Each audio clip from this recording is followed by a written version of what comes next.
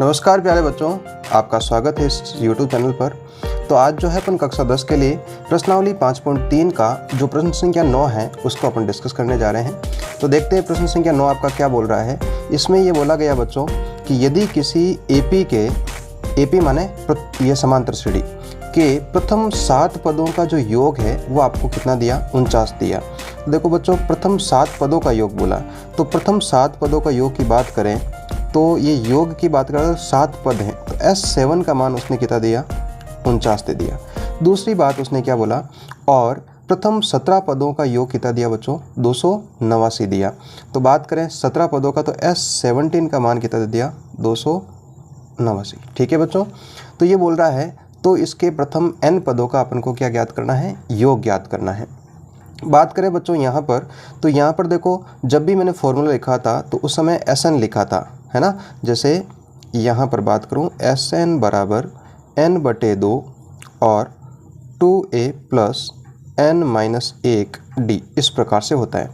तो बात करें यहाँ पर n है तो n के स्थान पर कितना है बच्चों, 7 है, तो अपन n के स्थान पर कितना लिख देंगे, 7 लिख देंगे। इसी प्रकार से यहाँ पर भी बात करें तो Sn का फॉर्मूला हो जाएगा Sn बराबर n/2 और 2a प्लस n-1d इस प्रकार से। और यहाँ पर बात करें तो n की वैल्यू कितनी बच्चों, 17 है। ठीक है, अब आपको कुछ भी नहीं करना है, जो वैल्यू दे रखी है उसको अपन पुट करते हैं। ठीक है, तो देखते हैं, देखो इसको किस प्रकार करेंगे। यहाँ पर n का मान 7 रखना है और 7 पदों का योग जो है वो 49 दे दिया, तो मैं इसको यहाँ लिख देता हूँ। 49 बराबर n की वैल्यू 7 है, 7/2 2a प्लस n के स्थान पर क्या लिखेंगे बच्चों, 7 लिखेंगे, 7-1 और d इस प्रकार से। इसी प्रकार से अपन यहाँ बात करें तो यहाँ पर S17 माने 289 हो जाएगा, 289 बराबर n का मान कितना हो जाएगा बच्चों, 17 हो जाएगा, 17/2 और यहाँ हो गया 2a प्लस n की वैल्यू 17-1 और यहाँ पर अपन लिख देंगे d लिख देंगे इस प्रकार से। अब क्या करेंगे, थोड़ा सा इसको सिंप्लीफाई कर लेते हैं। तो देखो बच्चों, यहाँ पर ये 2 भाग में है, इस तरफ आएगा किस में हो जाएगा, आपका गुणे में हो जाएगा, और 7 यहाँ पर गुणे में है, जो इस तरफ आएगा तो किस में हो जाएगा, भाग में हो जाएगा। इस प्रकार लिख देंगे। यहाँ पर हो गया आपका 2a और 7 में से 1 घटाएंगे तो कितना हो जाएगा बच्चों, 6 हो जाएगा, 6d इस प्रकार से। यहाँ पर भी अपन सरल कर लेते हैं, 2 का गुणा यहाँ पर होगा और 17 जो है गुणे में है तो इधर आ जाएगा तो किस में हो जाएगा, भाग में हो जाएगा। 289 गुणे 2 बटे में कितना, 17 बराबर 2a प्लस 17 में से 1 घटाएंगे तो कितना हो जाएगा बच्चों, 16d हो जाएगा इस प्रकार से। थोड़ा सा इसको सिंप्लीफाई कर लेते हैं।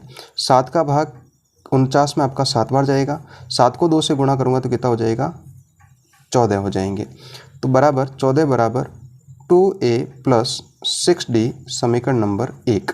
ठीक है बच्चों, इसी प्रकार 17 एकम 17 और 17 का भाग इसमें जो है ना 17 बार जाएगा, 17 को 2 से गुणा करूँगा तो कितना हो जाएगा बच्चों, 34 हो जाएगा और यहाँ पर हो गया 2a प्लस 16d। इस प्रकार से ये जो है आपका समीकरण नंबर क्या आ गया बच्चों, 2 आ गया।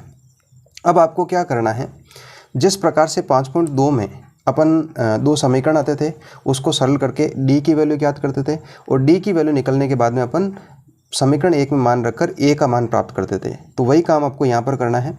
तो क्या लिखेंगे, समीकरण 2 में से समीकरण 1 को घटाने पर। तो देखो इस प्रकार लिख देता हूँ कि समीकरण 2 में से समीकरण 1 को घटाने पर,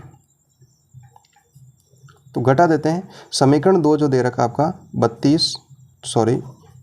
34 बराबर 2a प्लस 16d और समीकरण जो 1 है वो दिया इन्होंने 14 बराबर 2a प्लस 6d।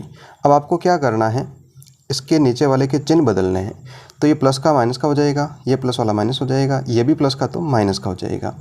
बात करें 4 में से 4 घटाएंगे तो 0 हो जाएगा, 3 में से 1 घटाएंगे तो आपका 2 बचेगा, 2a प्लस का 2a माइनस का 2a में से 2a घटाएंगे तो 0 हो जाएगा, 16d में से 6d चला जाएगा तो कितना बचेगा बच्चों, 10d बचेगा। तो यहाँ पर बात करें तो 10 और d के बीच में जो चिन्ह है वो आपका किसका हो जाएगा, गुणे का हो जाएगा। तो d की वैल्यू क्या हो जाएगी बच्चों, 20/10, क्योंकि 10 गुणे में है, इस तरफ आएगा तो किस में हो जाएगा, आपका भाग में हो जाएगा। 10 का भाग 20 में 2 बार, तो d की वैल्यू जो है अपने पास में कितनी आ गई, 2 आ गई। अब अपन क्या करेंगे बच्चों, d का जो मान है वो समीकरण 1 में रखेंगे तो उससे अपन को a का मान प्राप्त होगा। तो लिखेंगे डी का मान समीकरण 1 में रखने पर, तो समीकरण 1 अपना क्या था, ये वाला है 2a प्लस 6d बराबर कितना है, 14 है। बस इसमें अपन वैल्यू पुट कर देते हैं, तो 14 बराबर 2a प्लस 6d, तो ये हो गया अब 14 बराबर 2a 6 गुणा d की वैल्यू कितनी बच्चों, 2 है।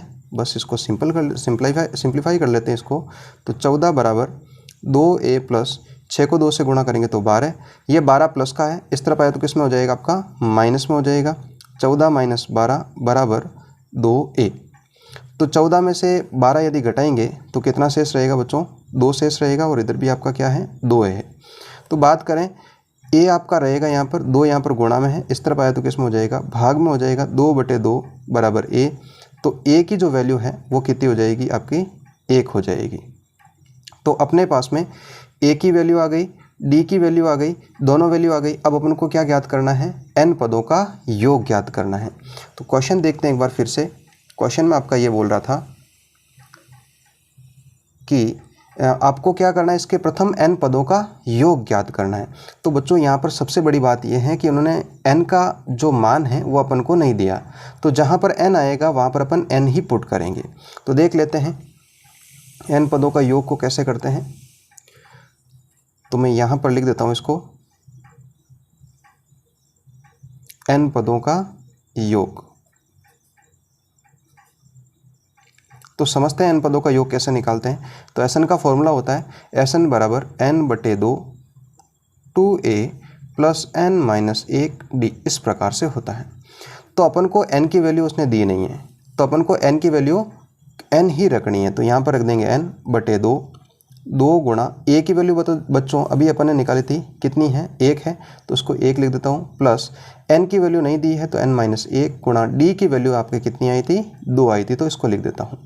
अब इसको थोड़ा सा सरल कर लेते हैं, n/2, 2 को 1 से गुणा किया 2, 2 को n से गुणा किया 2n, माइनस 2 को 1 से गुणा करेंगे इससे तो कितना हो जाएगा, 2 हो जाएगा।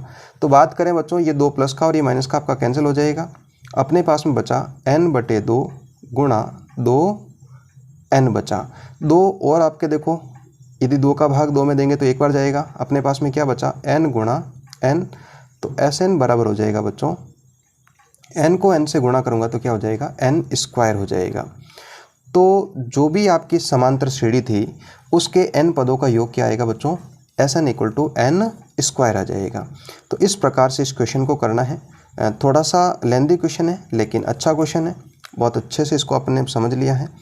तो आप एक बार इस वीडियो को देखकर उसके बाद में क्वेश्चन को आप स्वयं पेन कॉपी लेकर उसके ऊपर करें, और फिर भी आपको कोई समस्या रहती है तो आप कमेंट करके ज़रूर बताएं। तो आप इसका स्क्रीनशॉट ले लीजिएगा, पहला यहाँ तक ले लीजिएगा, और उसके बाद में ये हो जाएगा, और उसके बाद में आप इसका फाइनल यहाँ तक ले लो। ठीक है बच्चों, तो आज के लिए बस एक ही क्वेश्चन मैं आपको करवाऊँगा, फिर मिलते हैं एक नए वीडियो में। तब तक के लिए धन्यवाद। जय हिंद, जय भारत।